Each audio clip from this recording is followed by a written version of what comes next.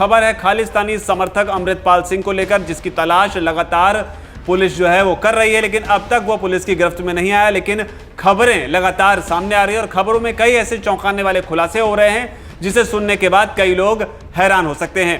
हालांकि इस बीच पुलिस को अमृतपाल के जालंधर में छिपे होने की आशंका है। जिले के सभी एंट्री और एग्जिट पॉइंट्स पर नाकेबंदी भी कर दी गई है। इसके अलावा अमृतपाल का जो गांव जल्लू खेड़ा है, वहां पर भी फोर्स को तैनात किया गया है। जो बड़ी अपडेट इस मामले में अभी तक आई थी वो ये भी थी कि जम्मू कश्मीर और हिमाचल से लगी पंजाब की सीमाओं को भी सील कर दिया गया है और जो अमृतपाल का चाचा हरजीत सिंह और जो ड्राइवर, उसने देर रात संडे को सरेंडर कर दिया था। इसके अलावा अमृतपाल का चाचा हरजीत सिंह और ड्राइवर दोनों सरेंडर कर चुके हैं और बताया यह भी जा रहा है कि दोनों सरेंडर करने के लिए उसी मर्सिडीज में आए थे जिसे इन लोगों ने ड्रग तस्कर से खरीदा था।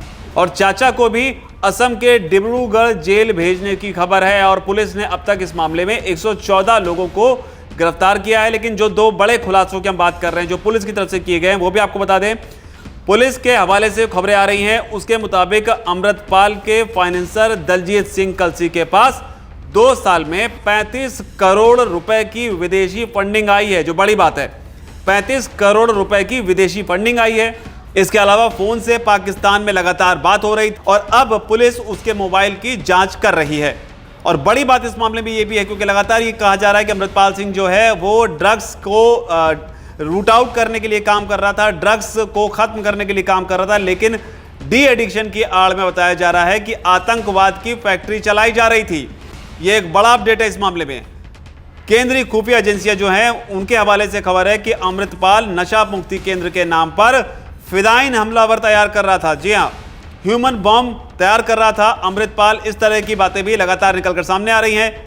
आतंकवादियों को तैयार कर रहा था, सब कुछ आईएसआई के इशारे पर किया जा रहा था, यह खबर भी है। और पाकिस्तान से गैर कानूनी हथियार मंगवाकर इन्हीं सेंटरों में स्टोर किया जा रहा था। तो यह लगातार अपडेट आ रही है जिसके जरिए बताया यह भी जा रहा है कि आनंदपुर खालसा फोर्स यानी कि AKF, जिसके बारे में हमने आपको पहले भी बताया, AKF तैयार करने की कोशिश कर रहा था और सब कुछ अमृत संचार के नाम पर किया जा रहा था।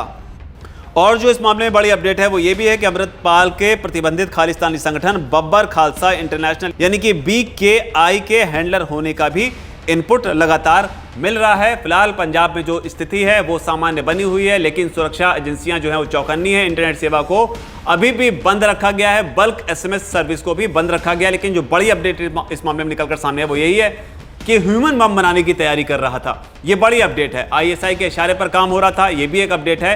कुल मिलाकर इस पर जो भी आगे अपडेट आएगी हम आप तक पहुंचाते रहेंगे। फिलहाल इस पर आपकी क्या राय है, चेकर कमेंट सेक्शन में भी बात आप जरूर लिखें। धन्यवाद। VK न्यूज, राष्ट्र के नाम।